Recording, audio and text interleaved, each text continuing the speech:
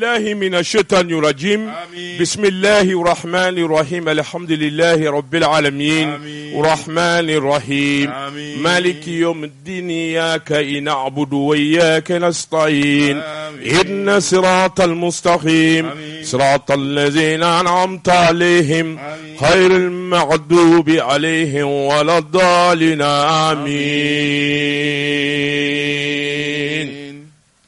Josi Sedou biye jumaye biye lahoro madonye ala nyini ala bato akanga ke ala yi dongo do jiri la nga juma donya do o kanga sangorata ka barka ninga do faraka nyini nga ko muna min ye sali la ilaha illa allah yashhadu anna muhammadar rasulullah sallallahu alaihi wasallam. Journaliste Sedou kado kanga chaya sarakati boli ani hine journaliste Sedou kado kanga chaya juma donya fe ama nyini subhanahu wa ta'ala fe sabla juma donya u don gɛrɛngɛrɛnnen don ala ye don min sabati ka bɔ don bɛɛ lajɛlen la k'a jira k'a fɔ ale yɛrɛ de ye o don in barika journaliste de k'a dɔn ni maa min ye o don dɔn k'o wale ɲuman dɔn i ye bonyamasakɛ ka ɲɛsin ala ma ala ko jinɛ mɛlɛkɛ wurudanɛ hadamaden an ka sun an ka sali an ka ale ala deli an ka ale ala ɲini Allah Jean Sedou nga a tɛ sɛbɛnfura la ala yɛrɛ a bɛ min kɔnɔ ko ala bɛ sali walima ala bɛ so o tɛ yen wallahi o tɛ yen subhanallah subhanallah subhanallah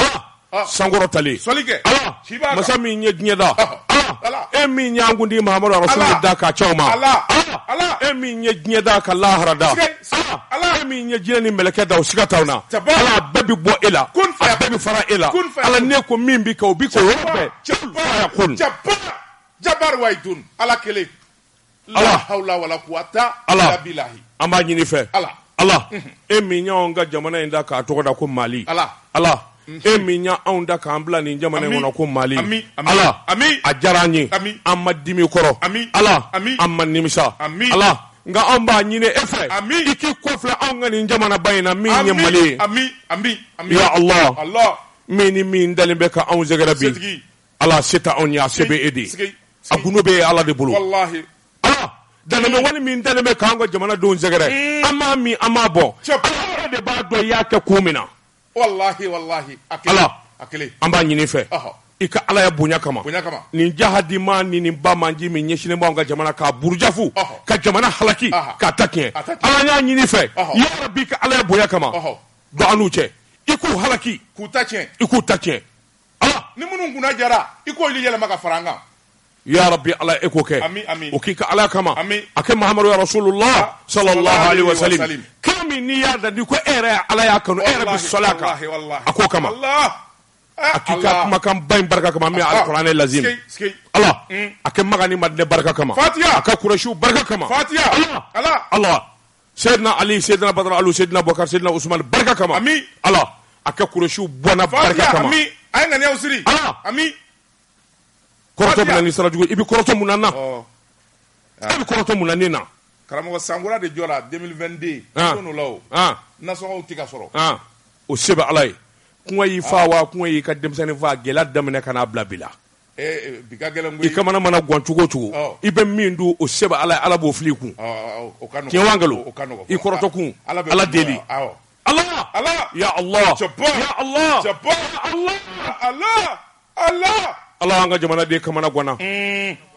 taayɔrɔ tɛ anw na nayɔrɔ tɛ anw na ala maa minnu kɛlen bɛ ka jɛjugu sigi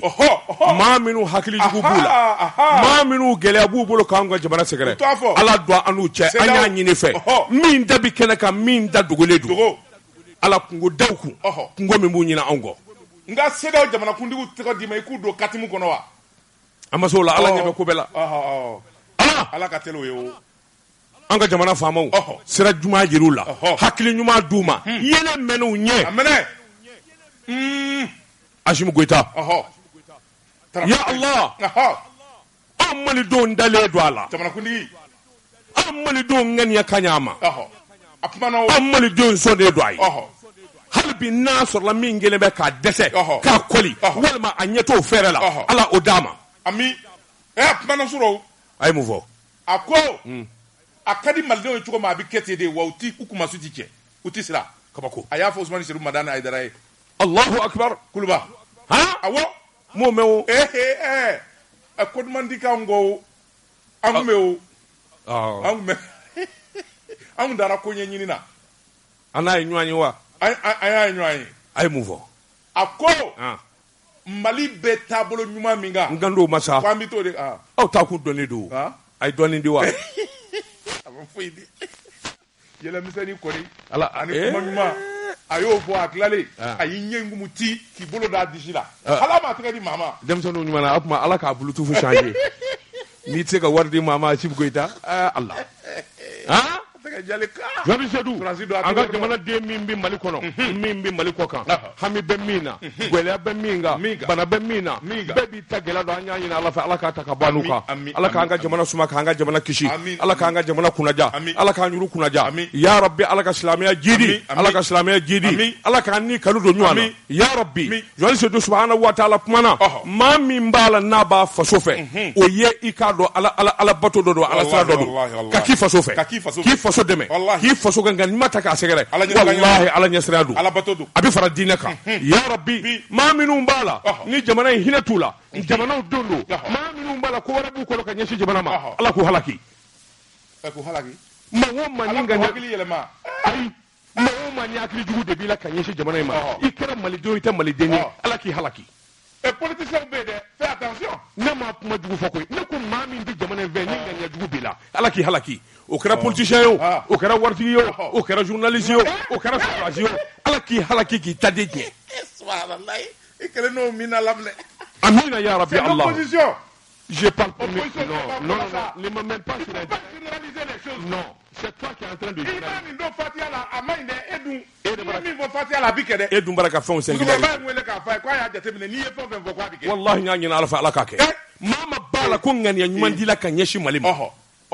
yenga kuma imame e de b'a fɛ jamana in ka halaki ka ta kɛ i sago la ya rabbi ɲa ɲina Allah taala fɛ jumado in na ala ki halaki k'i ta ami ami ami ami ami ama dɔ kɛ nin na sa dɔ b'a sama yen fɛ dɔ b'a kɛ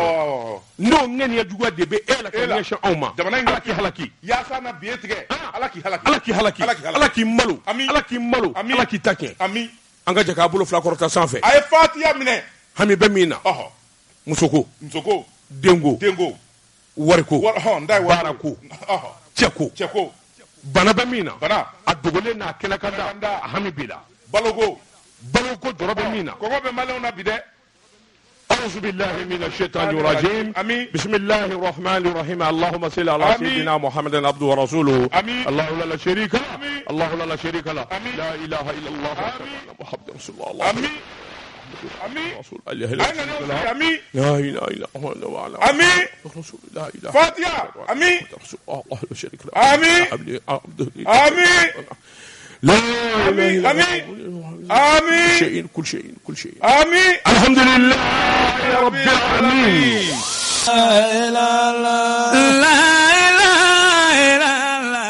Tungara ni la fɔra kalimatu shada a bɛ ne hakili jigin Dankɔrɔba in na n'o ye El Hadji Seku Siraman Jara ye Diko b'ale ka yɔrɔ dilan yan Dankɔrɔba in Diko min ye saga diya sa min ye o mun ye Diko min ye o Dankɔrɔba n'o ye El Hadji Seku Siraman Jara ye Bamaana ale de ye kɔmɔko ani basiko dabila a sigida la fɛn min ye misiri ye k'o jɔ ka bamananw duubi ka misiri jɔ u ka ala ta fɔ a denkɛ de bɛ golo kan bi o de ye Mohamed Ba Jara ye belebele i ye mun ye Diko min fɔ ale ye dili kalanden de ye Mugadamu don Dankɔrɔba min ye sokɛ d'i ma Baba Amakani Diallo Cheikh Modibo denkɛ ale ka Mugadamu de y'o ye nin la a kɛrɛfɛ Dankɔrɔba fana bɛ yen n'o ye El Hadji Sekuba Konate ye a n'a badenkɛ dɔ ta Konare nin bɛɛ lajɛlen ye kɔlɔsikɔlɔw ye kɔlɔsitigiw don jamana in bɛ se ka to juguw bolo u ye mun d'i ma i k'a di yan saga dira ma n k'a d'i ma o kɛra o dir'i ma u bɛ da o ma wa dɔwɛrɛ bilen wa i ko n k'a fɔ Mohamed Ba Jara ye ko mori ka duwawu min ka teli ni duwawu bɛɛ ye o ye hɔn a man ji ma wa o kɛra ka laban ka duwawu d'a kan duwawu d'a kan Baba Amakani Diallo a ye sokɛ d'i ma a kɛra hɔn min tɛmɛ o ka bilen wa wallahi bɛ mun wɛrɛ kɔ jeli yɛrɛ de nata tɛ ban n'o tɛ tiɲɛ yɛrɛ la hakili tun bɔra yɔrɔ de kɔ jeli de ta de ba atifa o ye dake do ningera ibolo je disais nous ne ben gele ku mbi boni sebe mi nu ka ma nouvelle horizon nyedangura ma mi nye sebe ni nge atwa de ko kaja dumbia fa koli kumba fa koli daba joni sedu ako ikadon mi nye alako e abini kaku sumele bube maigala sumele bube maiga premier ministre koro joni sedu ikadon fara nyanga kera ka jetemine ke o mi ma commission d'experts olu be awakenya ministre so de kofo aka dossier semavura dama min glale do akama joli sudi ka rolu nanu laje ka sege sabula min nyine do ode akabo jamana kono joli sudi akata furake jamana kofe sebenigala ko o bana yitenga ni jamana kofe la ten de furake joli sudi ka do ko were bola ako aba min ngoni wuli ka joy wele bubey mayga minene ka do kasola kaso ngoni ngara sababu ye ka farkulu bana bele jele de wuli sebenigala min vo joli sudi ka do farga fendi boala do be faraka dongo wati yere kera yamoriya kun dira ka bɔna ye kasumba kɔnɔ Bamako dɔgɔtɔrɔso dɔ ni ka yenzɛgɛrɛ waasa farikolo ka lajɛ sedu sɛbɛnnikɛla ko o n'a tabɛ sɔmɔw min ye balimasira sinji sira min ye kanuɲɔgɔnw ye olu kɔni bɛ wuli ka jɔn ni cɛsiri de la fɛɛrɛ bɛɛ lajɛlen ka kɛ bana min b'a la bana in ka jugu a ka se ka porokoto ka bɔ kiiritigɛlaw bolo min ye furakɛli ye o ka se ka taa k'a la u y'a jira k'a fɔ jamana 5 bɛɛ min ye bana min b'a la olu si se ka furakɛ a kuma ala k'a n'a kisi a tɛ se ka furakɛ Mali la yan ala bana in dɔgɔtɔrɔ tɛ yan bon ni ne kumana ni kumana dɔgɔtɔrɔso tɛ yan ni ne kumana ayi sɛbɛn dɔrɔn kala sɛbɛn kala dɔrɔn sɛbɛnnikɛla ko di nin bɔnɛ da ye koyi san 20 san 30 kɔ aw bolo bi fanga na dɔgɔtɔrɔso tɛ Mali kɔnɔ min bɛ se ka bana furakɛ y'a dɔn kɔni nin ye jiginna dɔ ye tuguni sɛbɛn kalansa voilà. Et voilà, il y a des trucs à dire. Pas de commentaires. Merci. Bien. Je ne commente pas. Voilà. Je ne sais d'où. Ou nana labansa kakule kabo. Mini commission d'experts do. Ministère de la santé au plan na dossier au ladje. Je ne sais pas do wuli ka do ni jetimina. Yalma ani boli kakawa, ani boli mangawa. Bana mimbala. Abse ka furaka wa ate ka furaka wa. Je ne sais pas do abo mi ngoni kuma chama nyo obi ko indafe. O ikado commission mo ko ni ajira ka fo tiena fargambala. O nga mi ngoni e boli sa mi nye limana ni balmasoro ani teresoro ye. Ulu ko ni bu sebe koroso. Je de ka do luko min ye sumele bube maiga ani manga min ye sanjoli joli ye jamana fanga jamana famaya premier ministre ya to ye sécurité d'état ni des affaires étrangères ayi diɲɛ fanga bɛɛ lajɛlen kɛ jɔni sodu k'a fɔ o ka manamana minɛ ni ka to bila kasoboba la jɔni sodu k'i k'a dɔn ko gɛlɛyara c'est pas normal bon écoute da sɛbɛn ma sinon je te réponds on y va. Nam. Voilà. Nico, c'est pas normal, je te réponds. Ok. Je vais te dire 1000 choses. Non, c'est normal. Nam. Je sais d'où. C'est vrai que quoi. Quoi, il y a donc galère au pma. Du au début, c'est là, ça fait belle gueule, barakake. Soumele boubé, maïga, bi pour que tu gomi. Il y a donc demanda qui est là. Sabla, ou digitale, doit qu'à ni français, il y a des tas à ticket. Nam.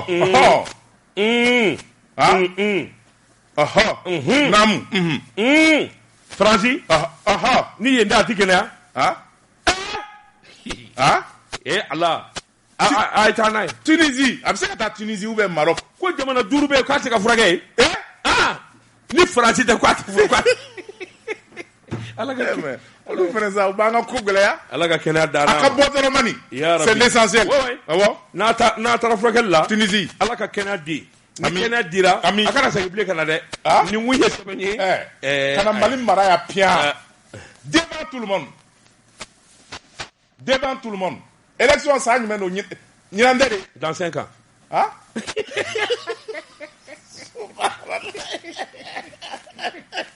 ana kena ko so ayi o tinye aya on te manda kele ya ma kala tara dojme vote makeo ibolo do ta kana shukola dama to na no ndega do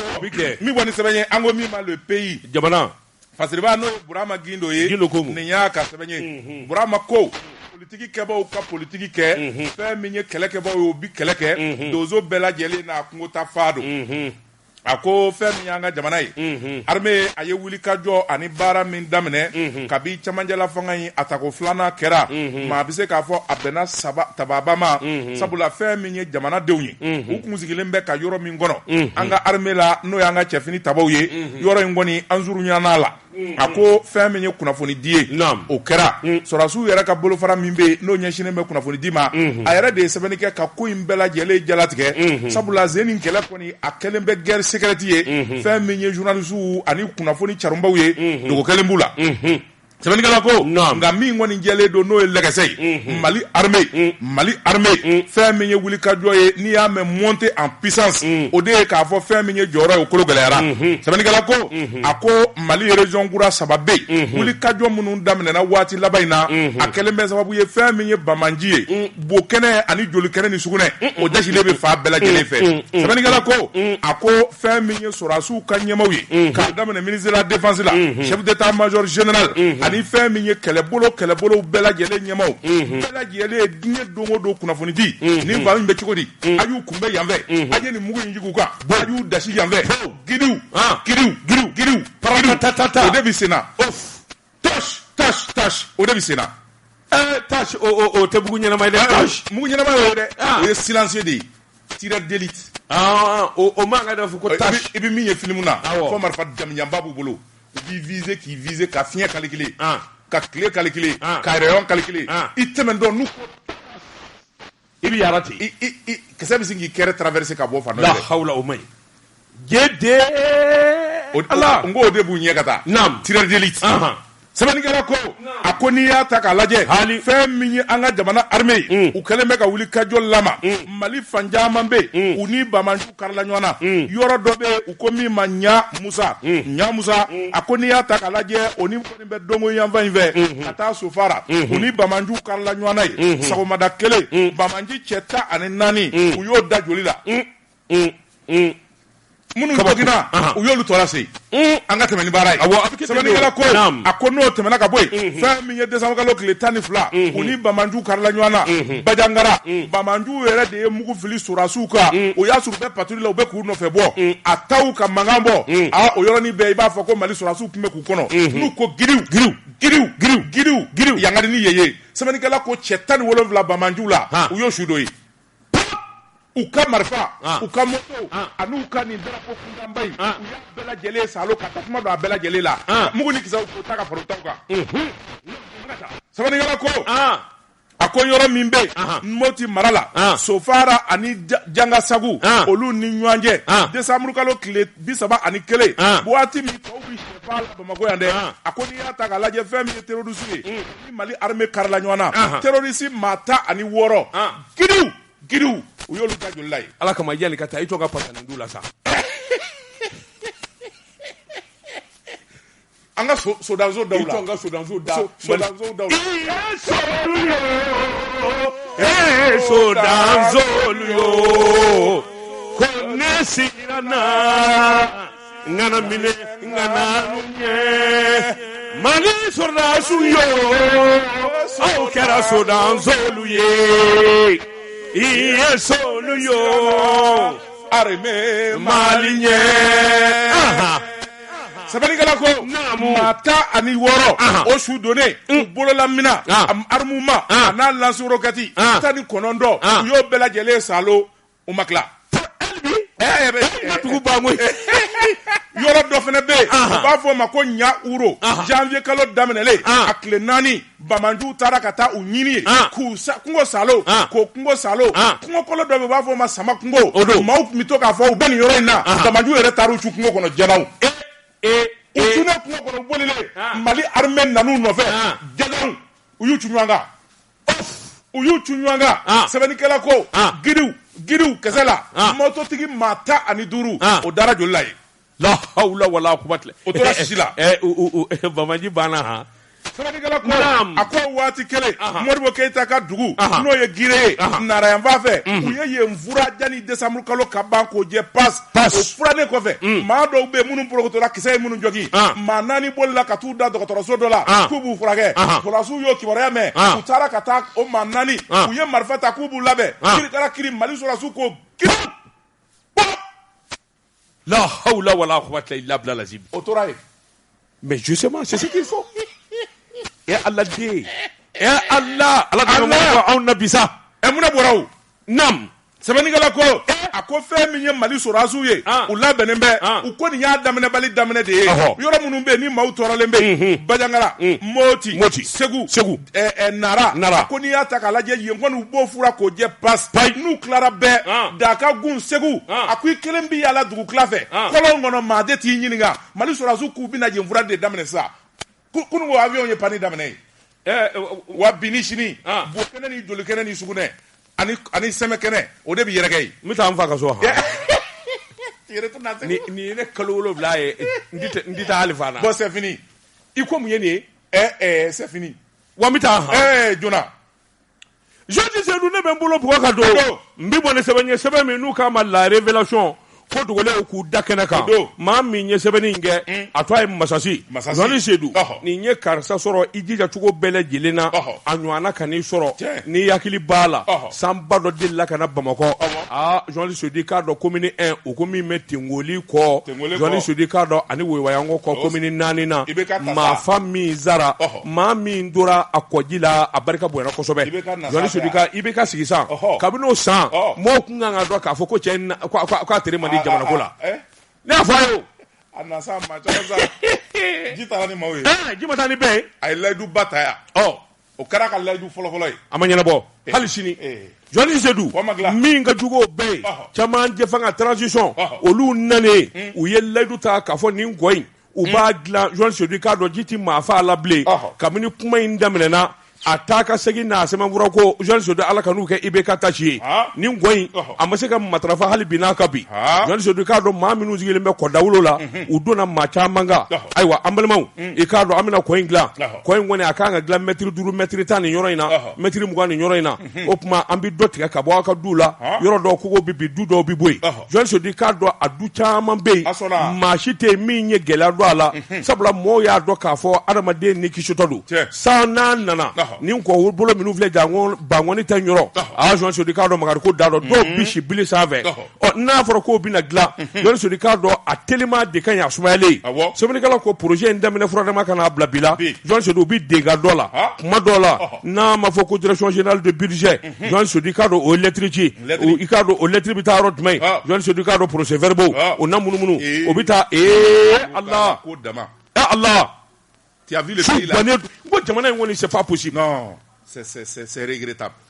nin ko kan ka bila ka suma Jean-Di Seydou n'i taara u b'a fɔ sɛbɛnfura a taara budget la a taara ɲini ka a bɔ dugukolokotigiw fɛ a taara trésor la a taara domaine na ninnu bɛɛ lajɛlen maa joli joli n'i ye badeni kalifa yɔrɔ caya ni Ala ma jan surukuw b'a dun Jean-Di Seydou k'a dɔn nin ko in projet ko in bɛ sen na sɛbɛnnikɛla ko i k'a dɔn ɲɛ ma se ka sɔrɔ a la don o don taa ka segin mɔɔw b'i ni ka dimi minnu sigilen don kɔda la Jean-Di Seydou k'a dɔn u b'i ni ka dimi ka sababu kɛ mun ye u y'a mɛn k'a fɔ yɔrɔ dɔw bɛ yen maa 7 walima maa 4 du olu ka wari dira maa tɔ minnu bɛ hali bi n'a ka bu ma wele ka ɲininka Jean-Di Seydou k'a dɔn don o don kuma kura de bɛ projet mɔɔw da ministre ni ministre minnu sigilen don a ko kunna Jean-Di Seydou k'a dɔn n'a ministre ma wuli ka jɔ kɛ u laban bi to a tiɲɛba de sɔrɔ sabula min ye sanji ye a na kuma man jan bilen Jean-Di Seydou n'a fɔra yɔrɔ ka ci kɔ kɔnɔna ka dilan nin y'a damata ko de ye o bɛna waati joli ta o bɛna kɛ hakɛ jumɛn kɔnɔ camancɛ fanga min ye premier ministre ye docteur Sogɛl Kokala Mayiga ka taa se k'i ɲininka ayiwa jamanakuntigi yɛrɛ ma Assimi Goïta u t'a fɔ ka tɔgɔ tiɲɛ sɔrɔ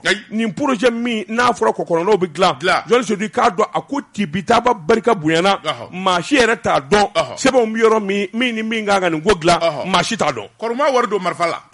ayi a tugu la a tugu la jamana ko t'o ye ayi Jean-Di Seydou nin yɔrɔnin dama projet n'a fɔra ko maa dama min da b'a la i tɛ se ka da la Jean-Di Seydou k'a dɔn a ko ka ca fo k'a fɔ k'a to ten don o don sɛbɛn taara nin yɔrɔ in na hali sɛratigiw da b'a la Jean-Di Seydou k'a dɔn wulikajɔ direction générale budget direction générale contentieux de l'État min ye le tribunal de résidence ni bɛɛ de da bɛ ko kelen la u ka wari di sa u ka nin dabila mɔɔ ma ban bɛɛ sɔnna n ka yɔrɔ ka ci mètre 1 ni tila mètre 5 bɛɛ sɔnna kɔ ka dilan dɔrɔn maaw ji kana don maaw ka bilen ji kana se ka maa si fa bilen o dɛsɛ mɛ ka ɲɛnabɔ mais Jean-Di Seydou mɔɔ sɔnna mais a sɛbɛnko ni a taa ka segin hali bi foyi ma se ka ɲɛnabɔ i b'a sɔrɔ nin dossier d'a mɛ dɔ ka tabali kan a bɛ tewuli la walima u y'a wari dun c'est comme ça mais maa minnu mi kɔda la olu labɛnnen don ka taama ka mankan a fɔra de ko sow bɛna ci pour que ni so ma ci wari ma di bɛɛ tɛ t'i ka sira fɛ. mais Joël Sedou c'est pas là le problème kabini a fɔra sow bi ci dɔw bɛ yen olu tun bɛ sojɔ la u y'u ka baara jɔ parce que n t'a dɔn ni hakɛ min bɛna tɛmɛ n ka so la bon dɔw u bi si cogo o cogo t'a dɔn mais si ni dɔw yɛrɛ ka dukuru kara bɛɛ bi ci. bon n'o b'i ka du bi ci i bɛ bɔ yen ka taa yɔrɔ wɛrɛ. ah oui mais maa tɛna. dɔw yɛrɛ ye so ta luwanze la ka ban k'a k'u bi yɛlɛma ye luwanze juru bɛ ka yɛlɛm'u la wari tɛ ka na. mais ça c'est compliqué. non wari bi di walima wari tɛ di walima a bɔra a ma bɔ. mais dɔ ta kalama a la ale yɛrɛ bɔra a ka so kɔnɔ pewu so bi ci ka taa luwanze ta ka sigi ka wari in kɔnɔ. juru bi yɛlɛ a la don. voilà ne ko ministre so jumɛn ni jumɛn bɛ nin ko in na de. domaine ni urbanisme tɛ yan o bɛɛ ye ministère kelen ye o. olu b'a bila ka taa ministère de l'économie et des finances. c'est les sanu là. Bɔbɔkɛ pasa. a ma s'o ma o n'a sera bɔbɔkɛ in ma. wari sarali kɔni don kamana gan o. n'a ma s'a ma. a sera a ma bi o. n ko anw yɛrɛ bɛ yen. n ko bi n ko a sera a ma. n yɛrɛ bɛ yen o. a kulo t'a la nin ya. a sera a ma sa o. kɔdawolo in na n yɛrɛ bɛ yen. e bɛ yan u k'a bɛɛ ci. e ka so u b'a ci de k'a bɔgɔ cɛ ka taa fili ba kɔnɔ. mais a tɛ n tɔɔrɔ n'a bi dabɔ jamana jɔli kama walahi n y'a fara. ayi an k'e ka so titɔ ye dɔrɔn. moi je vais voir ça. mais non k'a ci dɔrɔn. c'est méchant de k'a bɔgɔ cɛ ka taa fili. je te dis ba kɔnɔ. si ça peut sauver si ça peut sauver des vies humaines si ça peut sauver des vies humaines je suis d'accord ça me dérange pas.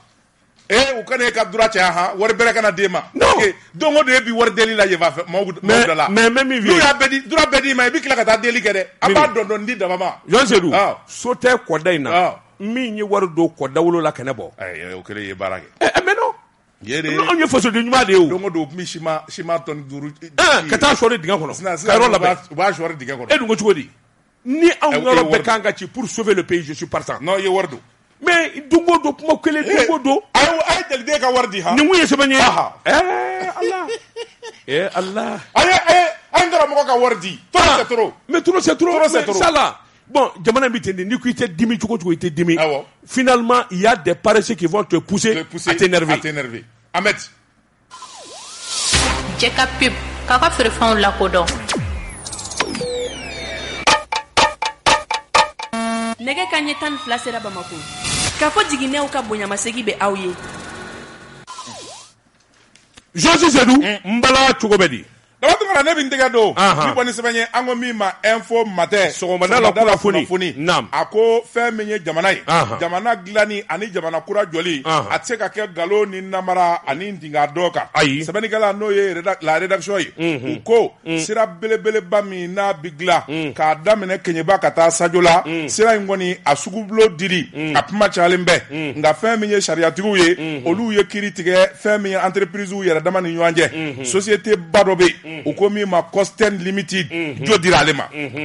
sɛbɛnnikɛla ko a ko n'i y'a ta k'a lajɛ ka bɔ Sajo la ka taa Keɲeba nin sira in ye jamana yɛrɛ ka sira de ye a wari bɛ bɔ jamana kun utukalo tile 4 san 2021 sugubulo kɛra appel d'offre jamana bɛɛ bɛ se k'i sen don a la o yɔrɔnin bɛɛ fɛn min ye k'a daminɛ Sajo la ka taa Kumala o ye sira kundala fɔlɔ ye kilomètre 50 o sugubulo fɛn min ye société seegin ye olu y'u bolo maanabɔ société seegin na société minnu bɛ yen n'olu jɔyɔrɔ bonyana a ko n'i y'a ta k'a lajɛ o fɔlɔ o ye Costain Limited ye ale de kɛra premier société wɛrɛ dar'o kan C-type EAK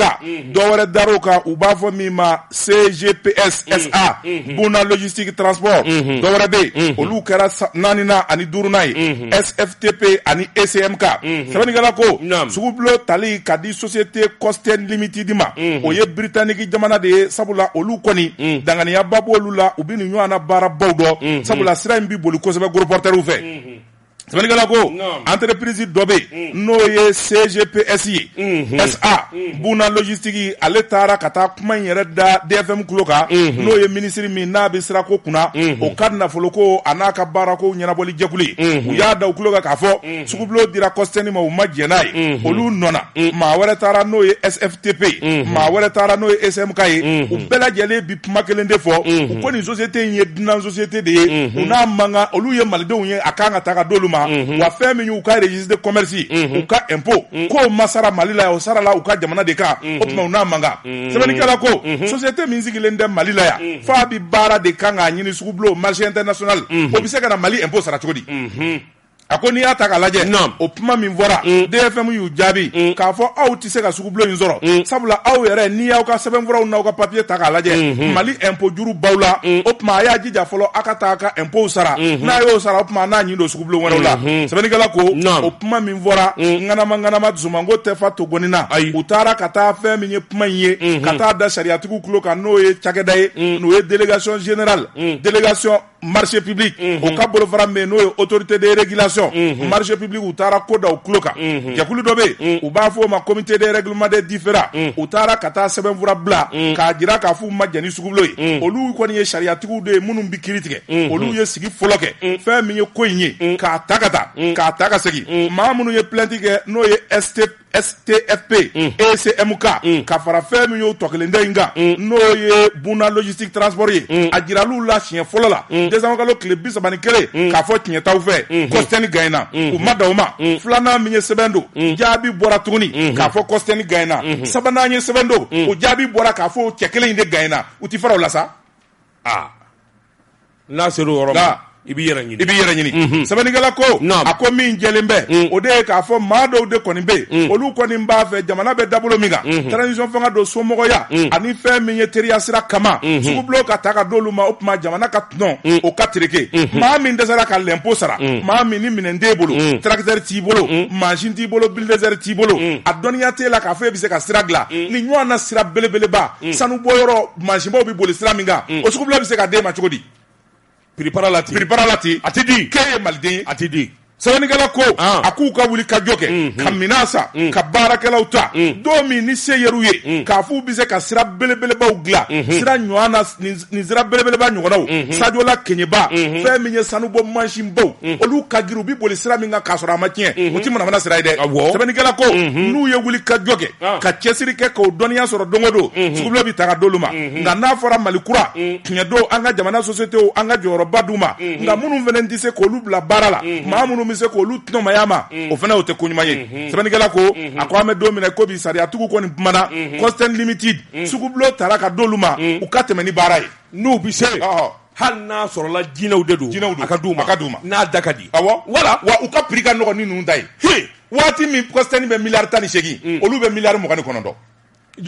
n'o entreprise jumɛn de ko a kana d'u ma dɔ bɛ yen dɛ ko STFP ani ECMK CGPSA Buna logistique o ye Burkina pe ye a tɛ di an t'a di bi a tɛ di Joji Seydou ne bɛ bolo bugɔ ka don n bɛ bɔ ni sɛbɛn ye sɛbɛn min n'u k'a ma moniteur an ka taa Kulukɔrɔ Jɔnni Sodi k'a dɔn Kulukɔrɔ a bɛ ni ka san caman bɔ goudron kelen minnu bɛ Kulukɔrɔ o kelen de bɛ yen kɔsɔn in na i k'a dɔn wulikajɔ bolo dalen don colonel Lamini Kapori Issa Nɔgɔ Kulukɔrɔ gouverneur Jɔnni Sodi k'a dɔn gouverneur kura ye wulikajɔ bolo da ka tabale gosi Kulukɔrɔ sera yɛlɛma ye i k'a dɔn wulikajɔ kuraw kan ka kɛ sabula min ye projets ye projet minnu bɛna ni sira kuraw dali ye Jɔnni Sodi k'a dɔn a baara kan ka daminɛ o kuma Kulukɔrɔkaw ka sabali kalo 3 kalo damadɔ min kɔni ye siraba caman ye o bi tigɛ a kun tɛ dɔwɛrɛ ye i k'a dɔn sirabakuraw olu bɛna matarafa ni k'olu dilan Jɔnni Sodi k'a dɔn nin kuma in fɔ dugudenw ye a diyar'u ye nka kabini kelen Jɔnni Sodi k'a dɔn a siraba dilannaw maa min ye goudron belebeleba da Kulukɔrɔ gouverneur da la Jɔnni Sodi u y'a wuli k'a ka goudron wuli a ma ɲɛ o société jumɛn ma a tɔgɔ de tɛ o de ye mɔnɛ donna bon c'est une société malienne justement bon maliyɛnw bɛ taa di ni maa min b'a société tɔgɔ dɔn wallahi n y'a ɲini fɛ Ala kama a tɔgɔ fɔ minnu ye goudron da Kulukɔrɔ gouverneur da in na Jɔnni Sodi a fɔra a ye ko pont kura ni kɔrɔlenw Jɔnni Sodi k'a dɔn yɔrɔ in ka labɛn sabula i k'a dɔn fɛnkuraw ni fɛnkuraw nana don Kulukɔrɔ Jɔnni Sodi k'a dɔn ɛlɛ ni min kɔni ye mafiya ye o ka bɔ a la Jɔnni Sodi fɛn yɛrɛ ma daminɛ goudron kura min dara a ma kalo kelen bɔ Jɔnni Sodi a bɛɛ lajɛlen bara ka pɛrɛn u y'a wele n'a nana nin sɔrɔ n'i ma sɛnɛ ka bɔ ni mi ka goudron wuli a ka d'an ye ka baara di Mali société mais justement ils peuvent pas ils sont pas sérieux justement et bɛɛ ko n ka wari sɔrɔ diyagoya la yɔrɔ mais ça ne marche pas ni a fɔra marché bi yɔrɔ min dɔrɔn paw et puis ils ont à l'esprit que n bɛ sous-traiter n ka dɔɔnin sɔrɔ dɔrɔn a ɲɛna sa o a ma ɲɛ o non mais il est temps transition kan ka nin bɛɛ de dabila jamana in fɛnɛ an ka baarakɛlaw kan ka yɛlɛma dɛ non n'i ma yɛlɛma n'i ye maçon malien ta menuisier malien staffeur électricien soudeur malien i dusu de bɛ kasi mais justement n'i y'a di togolais ma béninois sénégalais jamana wɛrɛ u b'a kɛ ka ɲɛ au jour d'aujourd'hui Mali kɔnɔ hali ouvrier kunda i bɔra ka min fɔ maçon chantier la maçon ni ferrailleur ni kirikara staffeur peinture dilan an t'an bɛ maa wɛrɛw de ta des ivoiriens des togolais des béninois c'est pas parce que an ka mɔgɔw tɛ se dɛ c'est parce qu'ils sont pas sérieux tu veux quoi il faut que ça change et ça doit changer et ça changera inchallah en 2022 il faut que ça change banabaatɔ jusqu'à Kuluba faama banabaatɔ caman bɛ yen k'u bɛ t'o furakɛ kɔnɔ fɛ jusqu'à Kuluba bientôt n ko a b'a fɔ k'a bɛ taa yɛrɛ furakɛ kɔfɛ Allah farafin furakɛlaw caman an bɛ jɛgɛti an ka tezara sɔgɔmada la kunnafoni Christelle Kone nin y'a ka sɛbɛn Christelle Jalanin Kone ko sariya n'a tɛmɛsira fɛn min ye commune 4 na procureur ye n'o ye Idrissa Amidou Touré ye a kumana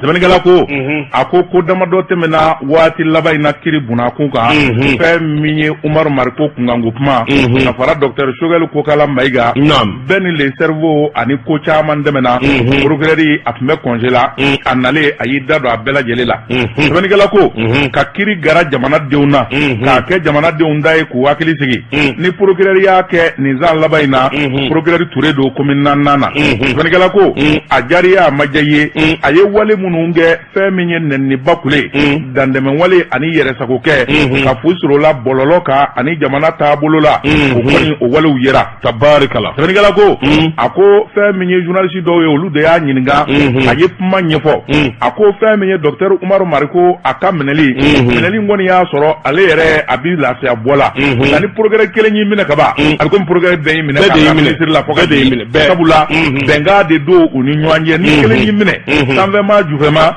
ale de y'i minɛ koyi a ko n'i y'a ta k'a lajɛ ni maa o maa y'i minɛ communiqué la hali n'ale ti yan o bɛ komi a y'i minɛ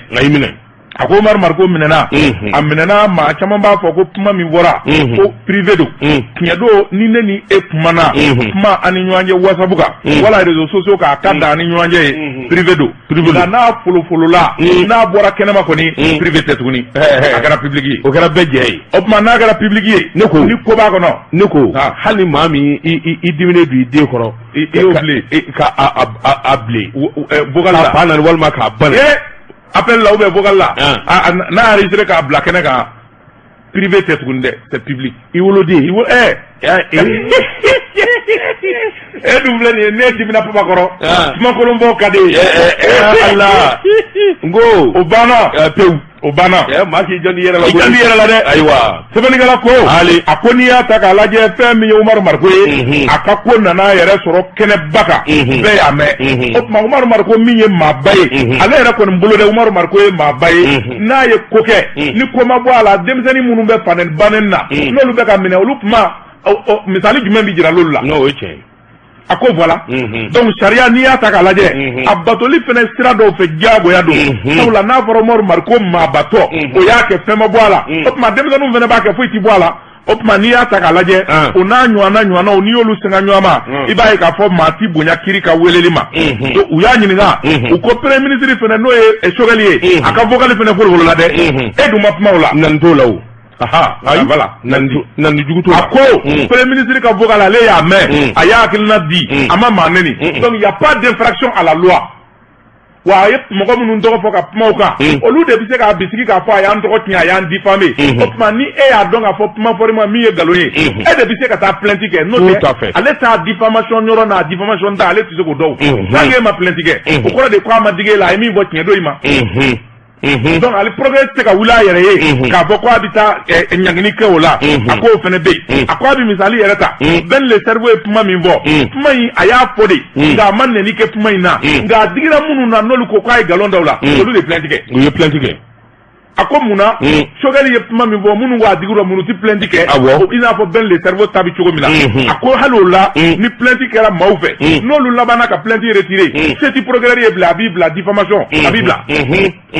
sabula a ko maa min ko n'a digira ale la o tuma n'o ko a yafara procureur se banna a ko sariya bi boli nin cogoya ninnu de la a don min na ko bi olu bi min ɲini o de ye k'a fɔ fɛn min ye jamanadenw ye bɛɛ ka kɛ sariya kanuba ye ani bɛɛ ka kɛ sariya bonyaba ye procureur Touré a ko a ti tɔgɔ ɲini sabula maa min n'i bi tɔgɔ ɲini i ti maa minɛ k'a datugu a ko maa dama min ka ko bi ta ko batan bi ta olu b'a fɔ k'a baw ni ɲɔgɔn cɛ mandat ti kɛ nka ni minnu kɛra ko damatɛmɛ ye mandat de bi b'o la o mandat kelen-kelenni minnu fana bi kɛ o bi kɛ kumabaw ye minnu bi lakale a ko ale ti tɔgɔ ɲini sabula fɛn min ye maa minɛ tɔgɔ maa t'o ɲini k'o da i yɛrɛ la o ti tɔgɔ ɲuman ye ale bi tɔgɔ min ɲini o de ye malidenw ka sariya faamu u ka sariya bato ni ko bɛna kɛ don min maa min minɛli ka d'ale ye y'o dɔn wa maafala binganikɛla zonba kule a ko n'ale y'o sɔrɔ de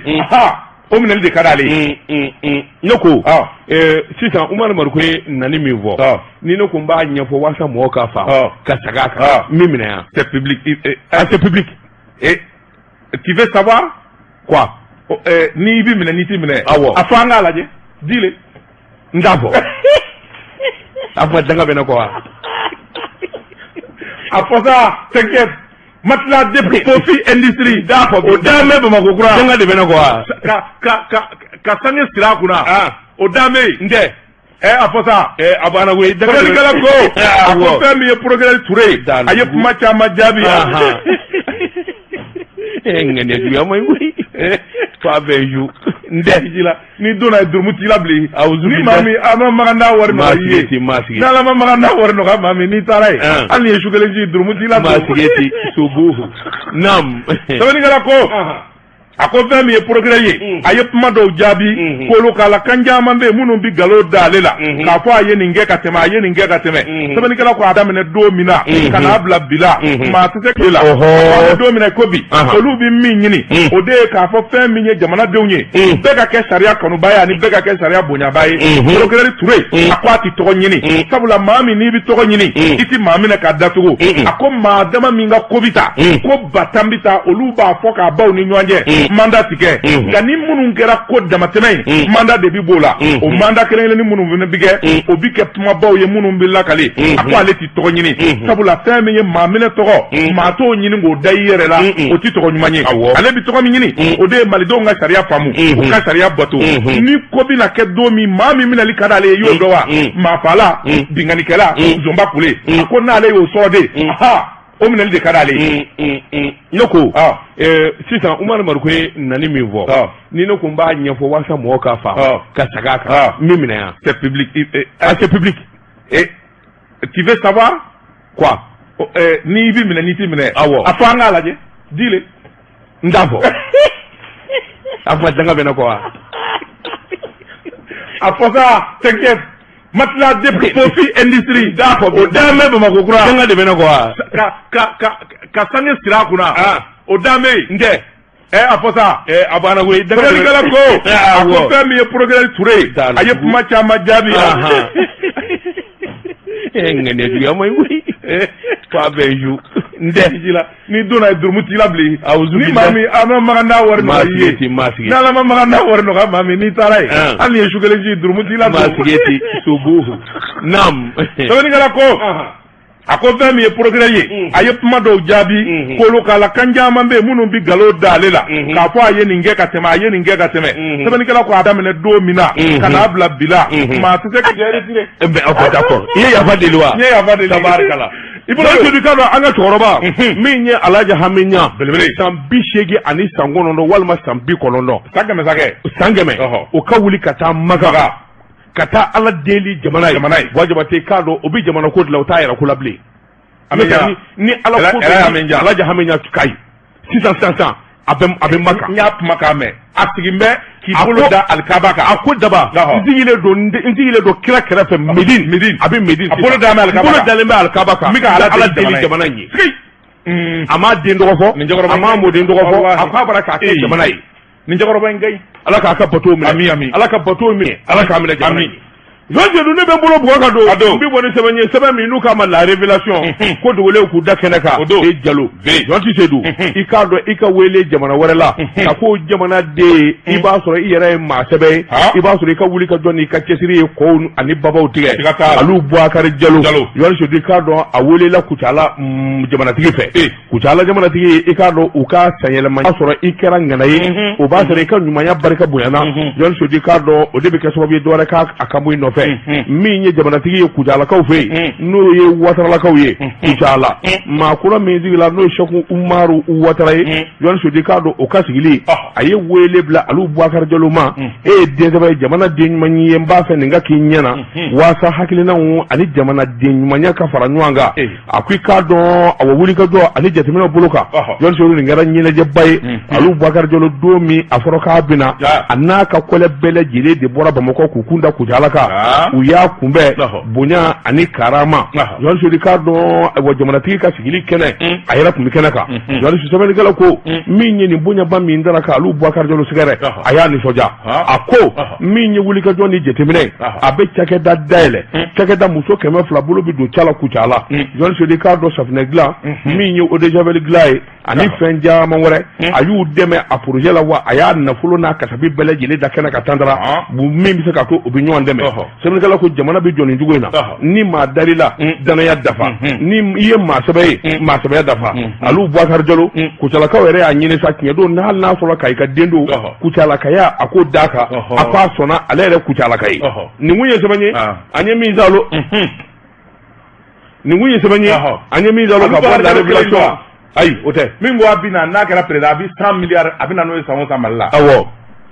k'a ka na n'a ye sisan nin kun ye sɛbɛn ye an ye min bɔ la révélation kɔnɔ ko dogolenw k'u da kɛnɛ kan o tuma ne bɛ n tigɛ don min bɔ ni sɛbɛn ye an ko min ma indépendant fasiriba n'o ye Dawuda Sangare nin y'a ka sɛbɛn ye Dawuda Sangare ko fɛn min ye kunkolo kelen banfula kelen kunkolo 3 siga t'a la o banfula bi fara URD a kɛlen bɛ sanni kun 3 ye bɛɛ lajɛlen b'a sama i ta fa jɛkulu kura dɔ wililen bɛ URD kɔnɔ u ko min ma collectif pour la sauvegarde de l'URD olu kɛlen bɛ ka kɛlɛ wuli k'a jɔ u ko a diyara maa ye a ma diya maa ye URD ka congrès u b'a kɛ janvier kalo tile 16 pian wa u bi saluku wuli ka bɔ yen ka maakura sigi a nɔ la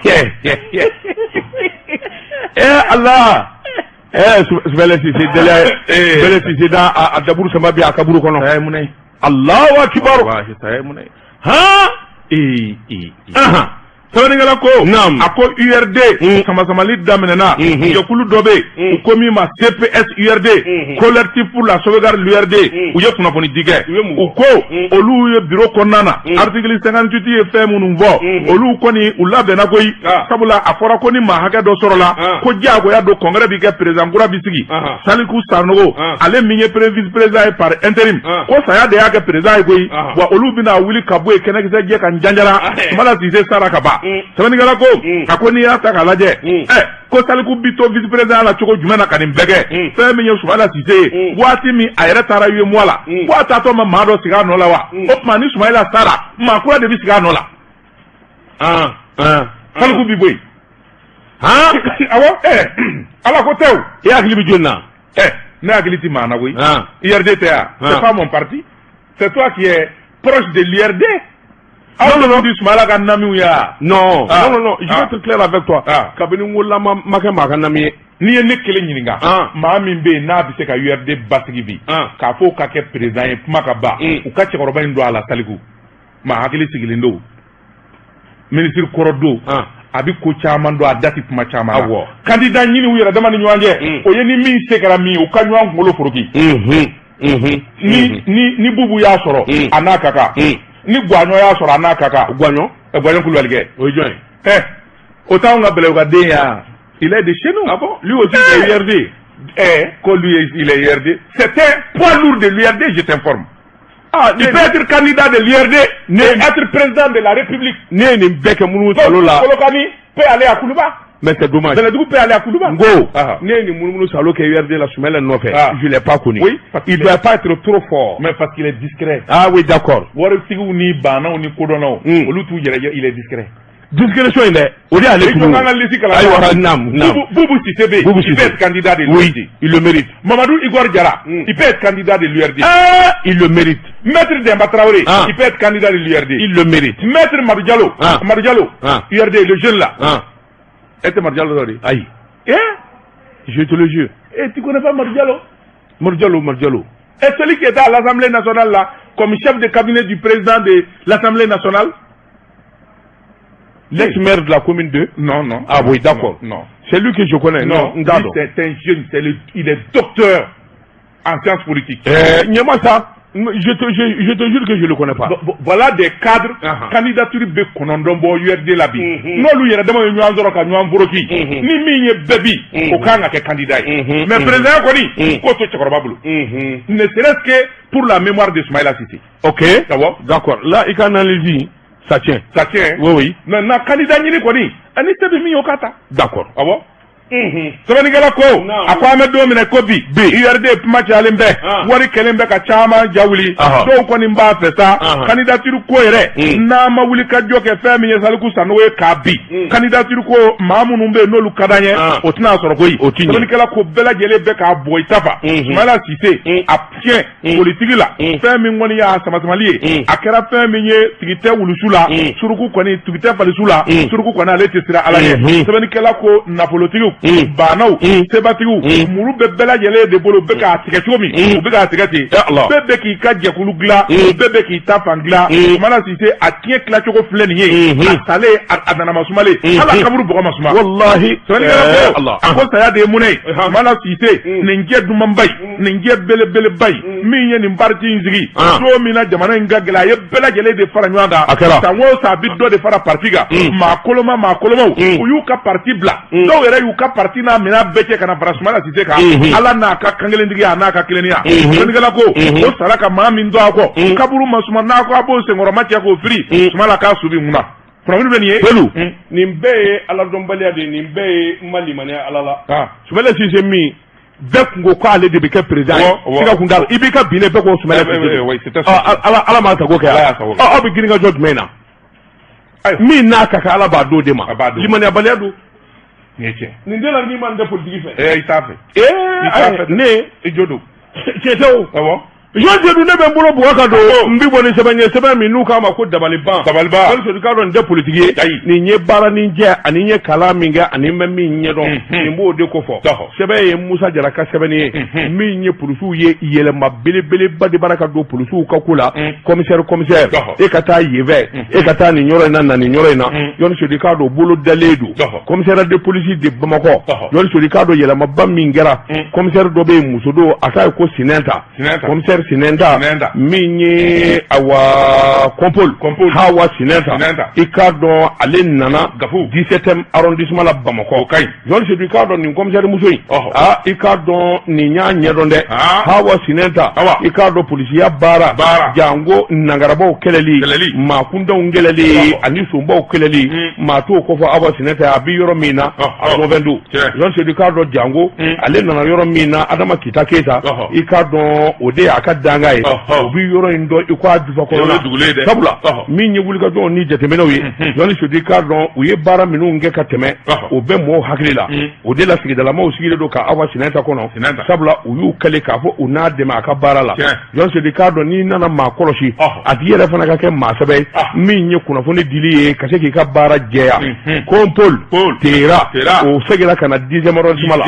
Kompol tera yoni sudi kardon commissaire divisionnaire Isaac tera bobo dendo yon se di ka don ale ka segi kana Bamako 10e arrondissement na sebe kala ko si kun le do ko kono ko sobe sabla chemi ndo policier kanu policier bara ayo sebe ko do abora tomi ande tomi aka dendo yon se do kamani do mi atara policier la ase dawro na bulu dawro ayo sebe ko do ako ayo wati janga 3e arrondissement na bara mingera afei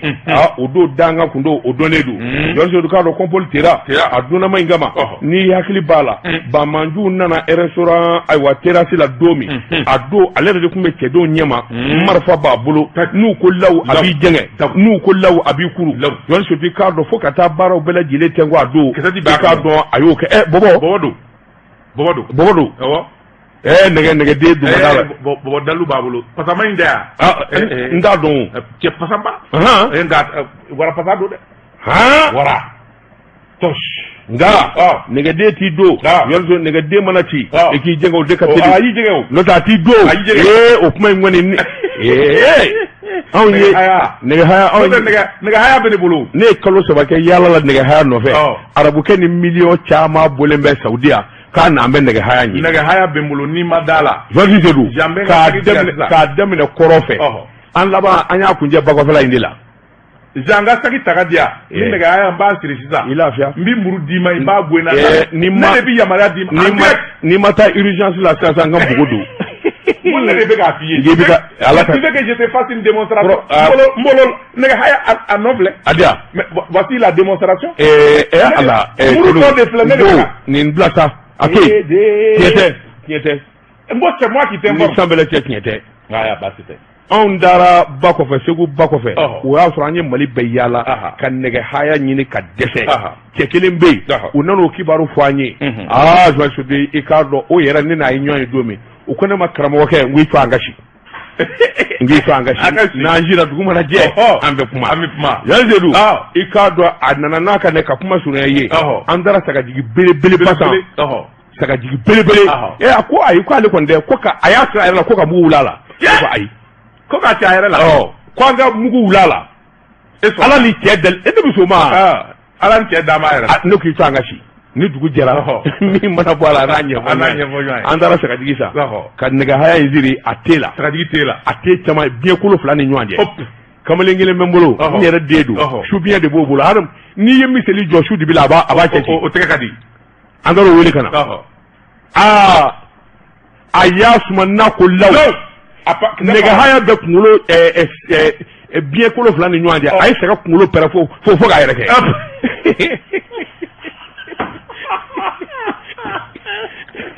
nɛgɛ haya yɛrɛ o yɛrɛ yera o ma ye o ko fo ka saga kunkolo nɔɔni nɛgɛ haya yɛrɛ ma ne ye cɛ lajɛ k'a lajɛ a kɛra ne b'a fɛ k'a yɛrɛ de fa fɛ ka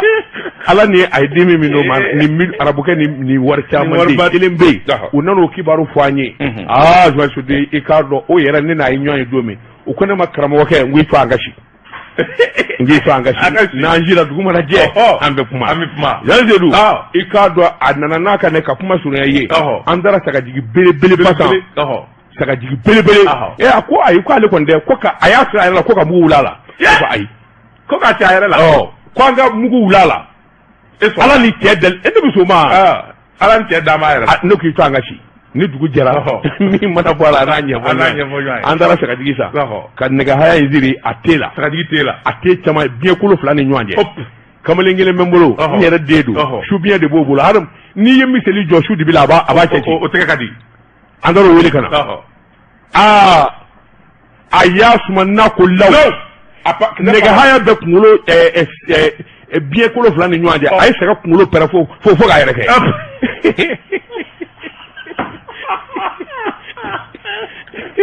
nɛgɛ haya yɛrɛ o yɛrɛ yera o ma ye o ko fo ka saga kunkolo nɔɔni nɛgɛ haya yɛrɛ ma ne ye cɛ lajɛ k'a lajɛ a kɛra ne b'a fɛ k'a yɛrɛ de fa fɛ ka ala ni a ye dimi min d'o ma ni arabukɛ ni wari caman de ale de kɛra sababu ye k'o minɛ a ko i k'a dɔn Moribabukaw na lafiyaba sɔrɔ sabula wulikajɔ ni cɛsiri ani polisiya gundo bɛɛ Sarawana bolo a ko i k'a dɔn kɔsɛbɛ na invitation dama min kɛra polisiw fɛ yen nin b'a la nin kun ye sɛbɛn ye Musa Jara Musa ka sɛbɛn don an ye min bɔ dabaliba kɔnɔ a ka bi bɔli la Dabatungara waati korona nka san'an k'an kɔ don an ka lamɛnbaaw lasɔmi k'a fɔ coronavirus a juguyara kununko i kɔrɔ dɔrɔn dɛ maa 766 a yer'o la mini Bamakɔ yan ala corona a bɛ ka tiɲɛni kɛ dɛ ala ka don an n'a cɛ a bɛ ka tiɲɛni kɛ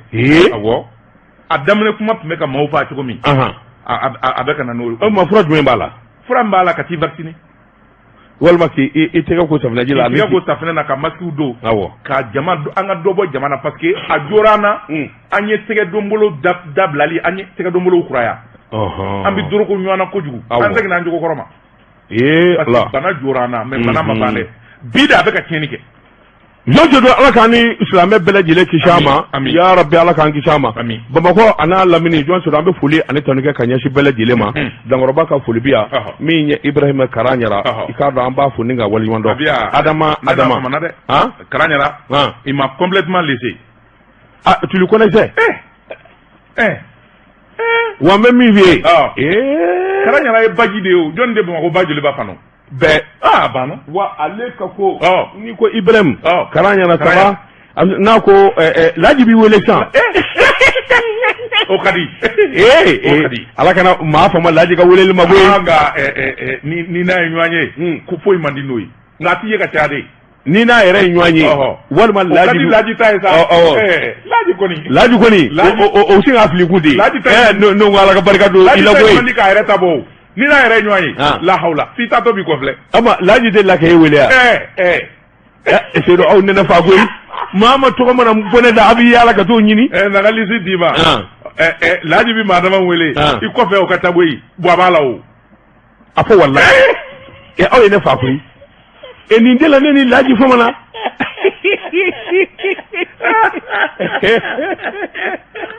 Zonjo di k'a dɔn ɲare fura an ka foli tali bɛ ka ɲɛsin a ma wuli ka jɔn ni cɛsiri bolo kan Nostradamus Jamandwar Adama Traoré an ka foli b'a ye le président des présidents et des présidents ingénieur des ingénieurs Mamadou Nama Keita an bɛ foli d'a ma Zonjo di k'a dɔn an kɔrɔkɛba min ye coplan ye coplan XX min ye awɔ a muso sabanan i k'a dɔn muso sabanan in fatura an bɛ dugawu don kɛ